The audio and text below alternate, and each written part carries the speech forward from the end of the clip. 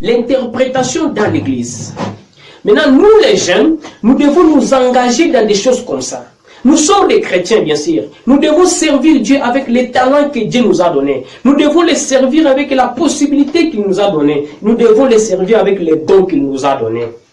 Et quand nous servons Dieu avec les talents qu'il nous a donnés, c'est par là que nous allons voir de grandes bénédictions se manifester dans notre vie.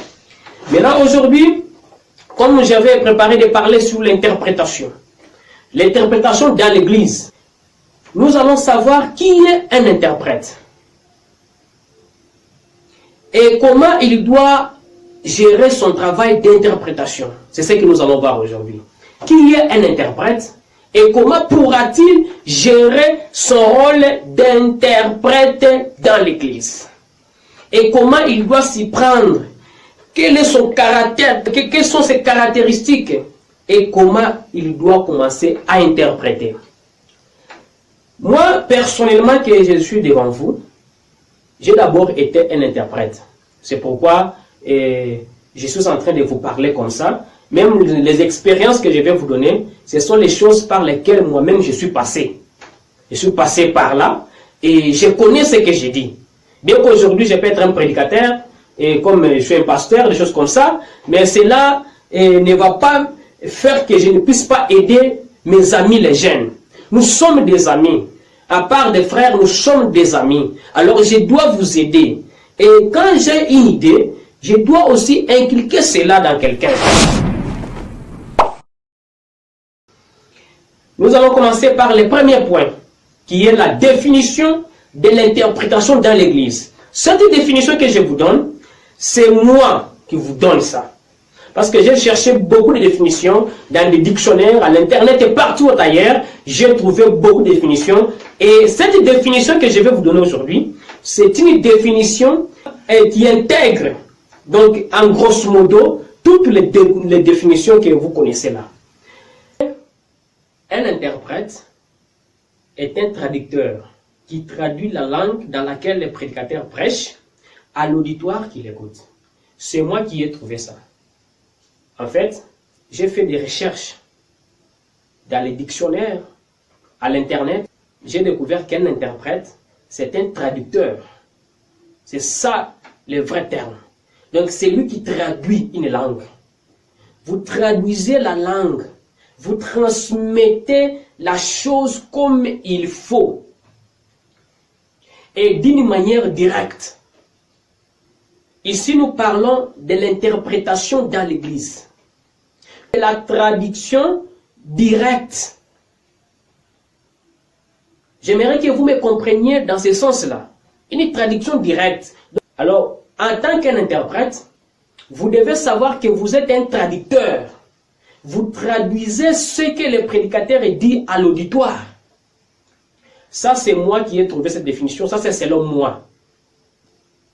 Si vous avez une définition dans vos dictionnaires, vous pouvez chercher à l'internet, vous pouvez faire tout ce que vous voulez, mais selon moi, un interprète, c'est un traducteur qui traduit la langue dans laquelle le prédicateur est en train de prêcher à l'auditoire qui l'écoute.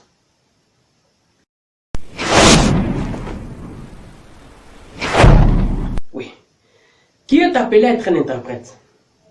Une femme, bien un homme, un jeune homme, bien un vieux papa, qui est appelé à être un interprète.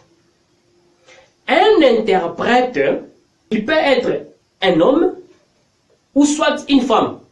Il n'y a pas de problème par là. Je vous le dis en franche vérité, il n'y a pas de problème là-bas. L'interprète peut être un homme ou une femme. Et souvent, les femmes s'ignorent. Vous les femmes, vous vous ignorez. Vous ne connaissez pas ce que vous êtes. Vous ne connaissez pas ce que vous êtes, la capacité que vous avez. Vous connaissez le français, vous avez étudié, vous connaissez l'anglais, vous connaissez beaucoup de langues, mais dans votre église, vous n'avez pas un interprète. Il y a seulement des gens qui font des bruits là-bas, ils s'appellent les interprètes. Un interprète peut être un homme ou une femme. Oui. Un homme ou une femme. Un garçon ou une fille. Un interprète, il peut être marié ou encore un célibataire. Oui, dans cette optique-là, on ne choisit pas. Même un enfant de 12 ans peut interpréter. S'il connaît bien l'anglais, il connaît le français, cet enfant de 12 ans peut interpréter. Il n'y a pas de problème. Continuez à suivre la vidéo. Nous allons comprendre vraiment quelles sont les caractéristiques d'un interprète. En effet, ça, c'est une étape très importante. J'aimerais que vous prêtiez votre attention à ce que je vais dire. Quelles sont les caractéristiques d'un vrai interprète? Écoutez bien ça, mon frère. Écoutez bien ça, ma soeur. Quelles sont les caractéristiques d'un vrai interprète? Un interprète, il doit être un membre fidèle de la doctrine. Ça, c'est moi. Parce que moi, j'ai déjà palpé ça.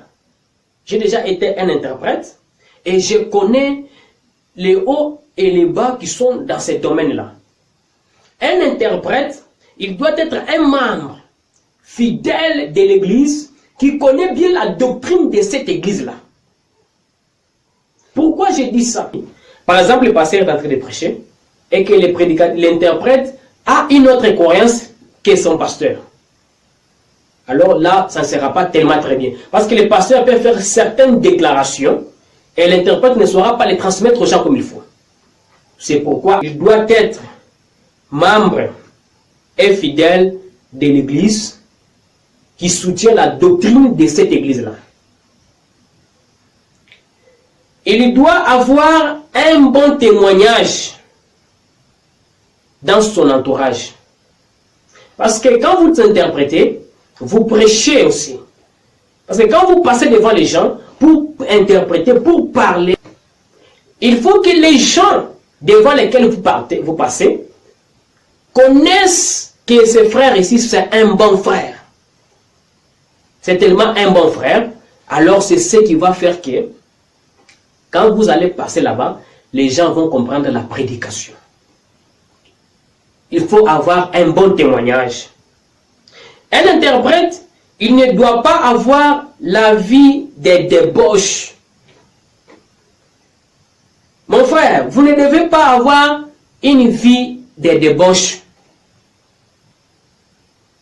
Parce que pendant que vous avez cette vie-là, et que vous montez du haut de la chair pour interpréter, vous êtes en train de vous attirer seulement des malédictions pour rien. C'est pourquoi vous voyez beaucoup de gens, ils ont beaucoup de problèmes dans la vie. Beaucoup de gens ont des difficultés dans la vie. C'est parce qu'ils ne savent pas comment s'y prendre. Un interprète doit avoir une bonne vie. Il doit être né de nouveau. Avec le Saint-Esprit dans son cœur, c'est alors qu'il va passer devant les gens et interpréter. Parce que pendant que vous interprétez, vous prêchez, je le répète encore, vous prêchez devant les gens. Vous transmettez quelque chose. Maintenant, vous devez avoir une bonne vie, la vie digne de la parole. Vous ne devez pas être quelqu'un là d'une mauvaise vie, non. Vous devez avoir une bonne vie. Je ne peux pas entrer en détail là-bas parce que vous connaissez déjà qu'est-ce qu'une bonne vie et comment l'avoir. En dépit de cela, il doit être un homme spirituel. Un interprète doit être un homme spirituel, un homme de prière, un homme de lecture. Oui. Pendant que vous priez beaucoup, vous cherchez la présence de Dieu, Dieu est en train de bénir votre talent. Et pendant que vous lisez beaucoup, vous êtes en train d'enrichir votre expérience. Parce que pendant que vous lisez, il y a certains termes que vous allez lire dans la Bible, dans des brochures, dans n'importe quoi où vous allez lire. Et ces termes-là vont vous aider pendant que vous serez devant les prédicateurs. Alors voilà un bon interprète. Quelqu'un qui lit beaucoup. Lisez beaucoup. Moi, je me souviens pendant que j'avais commencé à interpréter, ma première fois que je suis monté de la chaise pour interpréter, je n'avais rien dit même un mot. Mais pendant que j'étais au banc, les prédicateurs pouvaient dire quelque chose et moi j'interprète cela intérieurement. Maintenant, je me suis dit que je n'ai pas interprété comme il n'y a pas un interprète. Je suis monté de la chair, je n'avais même pas interprété même A ou B. Je n'ai rien fait. Je me suis trouvé que je ne connais rien. Maintenant, je suis parti, j'ai quitté la chaire, je suis allé m'installer au banc. Avec une grande honte. Les gens disent, oh frère Trésor, quand même il parle un français, un bon français. Frère Trésor connaît les français, il connaît les Swahili, il a grandi à Kalemi, c'est quelqu'un qui connaît beaucoup les Swahili. Mais comment il a manqué à interpréter? Il y a certaines exigences. Vous aspirez à l'interprétation, bien sûr. Interpréter, ce n'est pas seulement parce que vous connaissez la langue. Interpréter, c'est transmettre aussi quelque chose. Vous êtes des transmetteurs de la vie. Vous êtes un prédicateur à côté d'un prédicateur. Vous travaillez avec l'onction des prédicateurs. Écoutez, l'onction vient de l'ange. Et l'ange donne cette onction au prédicateur. Et le prédicateur transmet cette onction à l'interprète. Et l'interprète transmet cela à l'auditoire. Maintenant, si toi, l'interprète, tu n'interprètes pas bien, et même la prédication ce jour-là, ça ne sera pas bien. Je me souviens un jour, j'étais au travail et je suis arrivé à l'église en retard. C'était déjà 17 heures passées. La prédication avait déjà pris 30 minutes, quelques minutes comme ça. Maintenant, je suis arrivé dans l'auditoire, j'ai trouvé que l'auditoire était tellement froid, complètement froid. Il y avait un interprète qui était là. Heureusement, l'interprète qui était là, lorsqu'il m'a vu, il m'a appelé. Il a dit, mon frère, viens interpréter. Je suis monté là-bas. Dès que je suis monté du haut de cette chaire-là, l'atmosphère avait changé, complètement changé. Pourquoi est-ce que l'atmosphère avait changé dans l'église? Parce que moi, j'étais prêt. Je savais que c'est mon métier, c'est mon travail. Je dois prendre soin de cela. Je dois améliorer mon travail. Et comment je l'améliore? Dans la vie de prière, prier beaucoup, vivre la parole et avoir l'esprit de lecture. Lisez beaucoup. Commencez à beaucoup lire. Et un interprète encore, il doit être un homme de recherche. Oui, un interprète doit être un homme de recherche. Vous devez commencer à faire des recherches. Vous devez chercher. Un interprète doit être un homme de recherche, je répète. Il y a certains mots qui sont tellement compliqués à les interpréter dans nos langues locales. Les prédicateurs peuvent prononcer quelque chose de la chair. Maintenant, vous ne connaissez pas cela. Lorsque vous ne connaissez pas cela, vous notez ces mots-là. Écoutez bien, notez ces mots-là. Comme moi, je me souviens un jour, j'interprétais un prédicateur comme ça. Il a prononcé un mot, et ce mot-là, c'était le surnaturel. Je ne savais pas l'interpréter en swahili. J'ai commencé à mâcher les mots. L'auditoire m'a soufflé, oh, c'est ce qui est au-dessus du naturel. Donc en swahili, cela veut dire que kiko juu ya maumbile. Je me suis dit non, ça ce n'est pas les vrais termes. Comme j'ai travaillé au cybercafé, je suis allé, j'ai demandé les surnaturels en swahili. Et je peux vous dire qu'on a sorti beaucoup de définitions, mais toutes ces définitions étaient englobées dans un seul terme, Kimungu. Alors, j'ai noté ça. Les surnaturels veut dire Kimungu. Et je lisais dans notre bouquin, je lisais les prédications de Frère Branham en swahili, vous trouvez qu'il dit toujours la même chose, Kimungu. Les surnaturels Kimungu. Vous voyez? Maintenant, j'ai noté ça. Depuis ce jour-là, ça fait il y a de cela même 6 ans, je n'ai jamais oublié cela. Jamais que les surnaturels c'est Kimungu. Il y a encore beaucoup d'autres mots. Lorsque les prédicateurs prononcent sur de la chair, moi, je les écris pour ne pas oublier. C'est ce que vous devez aussi commencer à faire. Écrivez pour ne pas oublier. C'est ça la chose importante. Écrivez pour ne pas oublier. Voilà. Comment interpréter maintenant? Ça, c'est le troisième point. Nous avons parlé de la définition, nous avons parlé des caractéristiques et nous parlons maintenant de comment interpréter dans l'église. Mon frère, écoutez très bien ici. Comment interpréter dans l'église?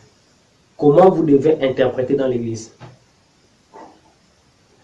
Pour bien interpréter dans l'église, je dis bien, pour bien interpréter dans l'église, il y a certains points que j'ai énumérés ici. Premier point, c'est avoir une bonne aptitude physique. Donc vous êtes bien, normal, vous voyez très bien, vous écoutez très bien. Vous êtes d'abord bien physiquement. Voilà le premier point. Pour commencer à interpréter. Et deuxième point, l'interprète doit être en bonne santé. Vous devez être en bonne santé. Et normalement, les handicapés ne doivent pas interpréter. Parce que selon la pédagogie, celui qui a un handicap physique, il ne doit pas vraiment passer pour prester quelque chose.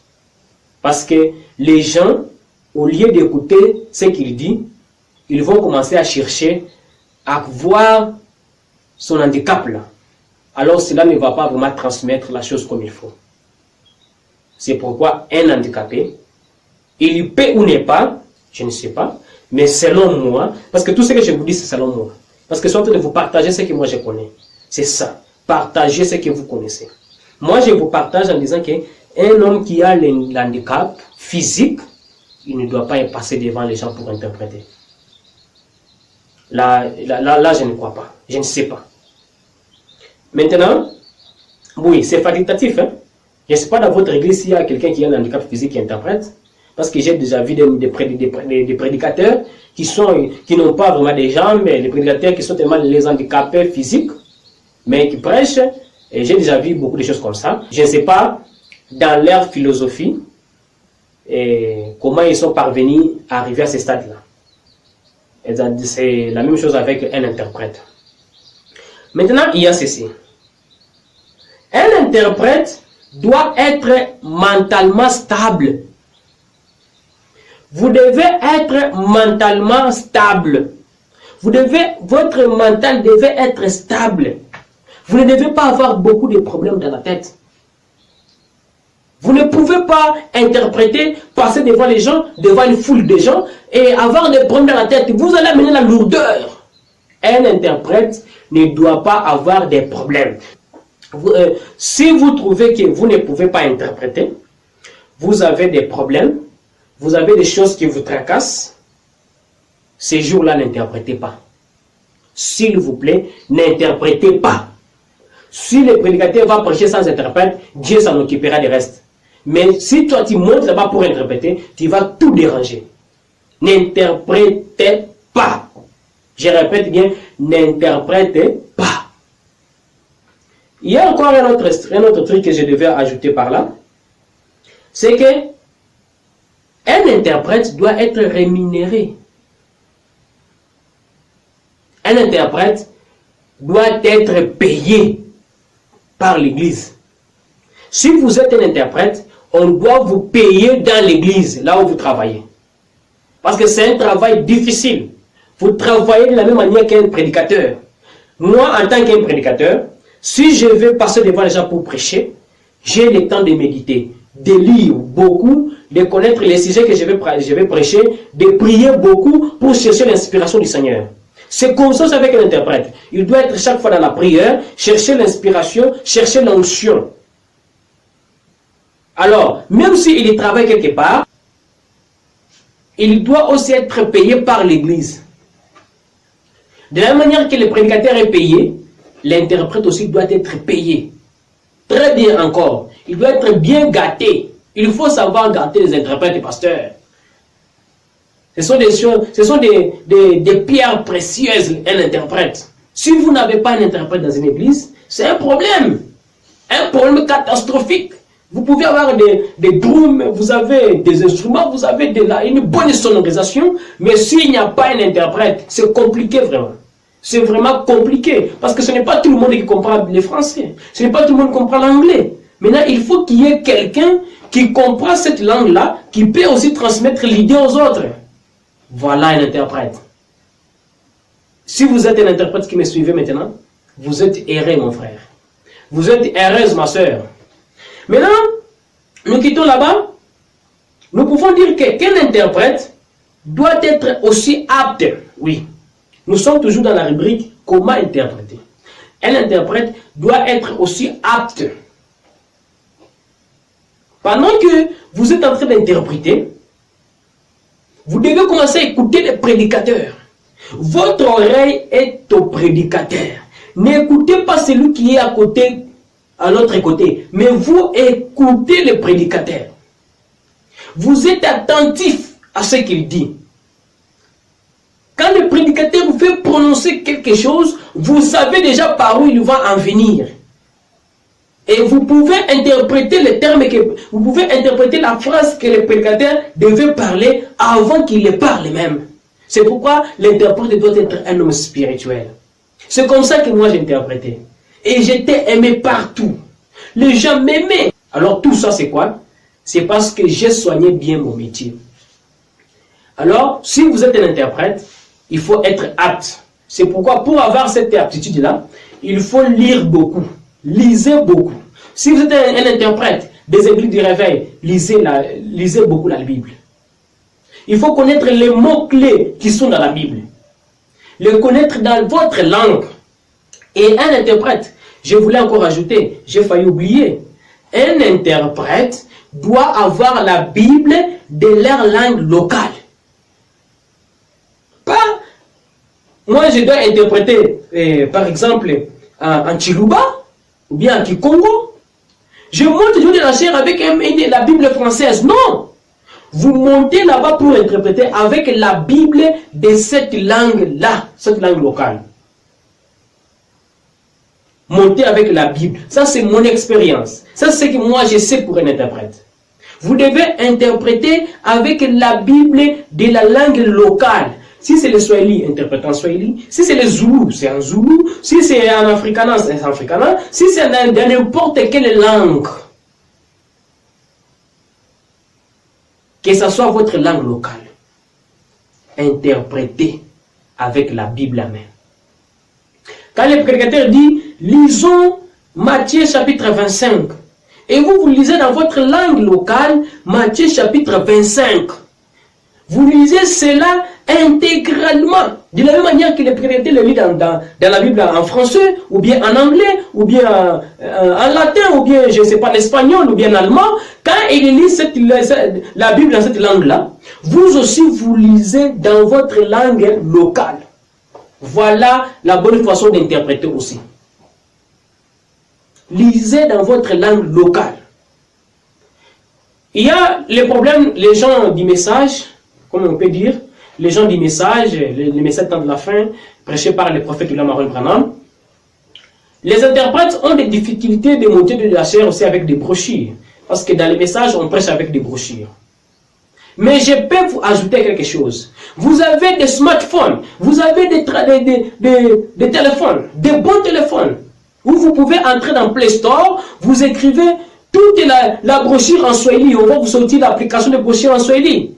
Vous allez dans le site de la Voix de Dieu, il y a les brochures en Swahili. Si vous allez dans le site, dans le site de Shekinah, il y a des brochures dans n'importe quelle langue. Lorsque le prédicateur donne une citation, lisons l'aveugle Bartimée, prêché le 25 août 1955, soir, au Branham Tabernacle. Et vous prenez la brochure là dans votre smartphone, vous les lisez de la même manière que le prédicateur a dit, en votre langue, parce que les brochures sont dans toutes les langues, s'il vous plaît. Maintenant, vous êtes là-bas avec votre smartphone, lisons, comme nous ici, nous sommes à Lubumbashi, c'est en Swahili, tusome kipofu Bartimayo, mahubiri ilihubiriwa tarehe 25 mwezi wa 11 mwaka wa 1955. Vous dites cela et vous allez voir qu'il y aura une bonne atmosphère dans l'assemblée. Quand le prédicateur lit la citation, vous aussi vous la lisez dans votre langue là-bas. Ça donne une bonne atmosphère. Et même le prédicateur ne peut pas vous tromper. Le prédicateur ne peut jamais tromper l'auditoire. Parce que la prédication que lui possède, c'est ce que vous possédez dans votre langue. Et vous la lisez très bien en train de bien la comprendre. Je pense que vous me comprenez. C'était ça, ce que je voulais ajouter dans cela. Avoir la Bible dans votre langue locale, avoir des brochures dans votre langue locale. Avoir le Coran dans votre langue locale. Je ne sais pas, les bouddhistes, leur livre, si c'est leur Bible, on l'appelle comment, ayez cela dans votre langue locale.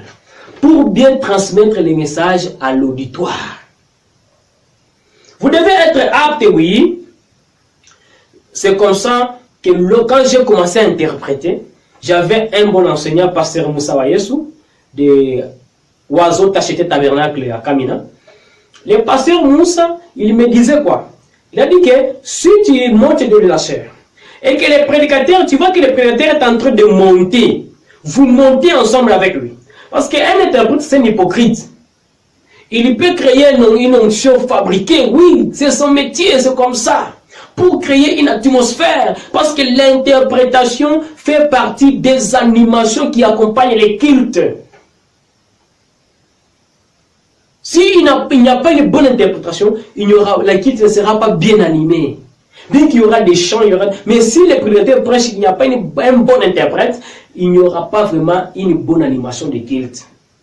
C'est pourquoi un interprète doit suivre pas à pas ce que le prédicateur est en train de dire. Lorsque le prédicateur monte, vous montez ensemble avec lui. Lorsqu'il descend, vous descendez. Lorsqu'il fait un geste, vous le faites ensemble. Lorsqu'il fait, il saute, vous sautez ensemble. Tout ce que le prédicateur fait, vous le faites ensemble avec lui. Et cela va produire une atmosphère dans l'auditoire. Parce que l'interprétation, c'est un art qui doit être apprécié, oui. Ce n'est pas la prédication. Un interprète n'est pas quelqu'un là-bas qui dit que non, moi j'ai déjà été appelé par Dieu, des choses comme ça. Non, c'est un art. Vous pouvez développer cela, améliorer cela. Si vous savez que dans telle école, on enseigne comment interpréter, vous allez là-bas et vous serez formé dans l'interprétation. Et tout cela, c'est pour juste la cause de l'évangile. Ce n'est pas un problème. Ce qu'on ne doit pas faire, c'est aller étudier la théologie. Parce que Dieu, on ne l'a jamais étudié. Dieu, on ne l'apprend jamais. Dieu, on le croit. Voilà qu'aujourd'hui, nous avons terminé avec le numéro d'aujourd'hui. Je vous garantis encore une autre vidéo qui va beaucoup vous plaire. C'est intitulé « Comment devenir un interprète ». Nous allons parler comment devenir un interprète. Comment vous allez devenir. Si vous aspirez à l'interprétation, vous allez connaître comment devenir. Et si vous suivez cette astuce, cette vidéo-là, pas à pas, ça sera vraiment d'une grande bénédiction. Aimez, abonnez-vous et appuyez sur la cloche pour ne pas rater des prochaines vidéos. Nous allons parler dans les prochaines vidéos, on va parler de comment devenir un interprète. Nous allons parler d'un prédicateur. Qui est un prédicateur? Nous allons aussi parler de ça. Nous allons encore parler de comment devenir un prédicateur. Toutes ces choses-là, nous allons parler de cela. Pour aujourd'hui, que le Seigneur vous bénisse.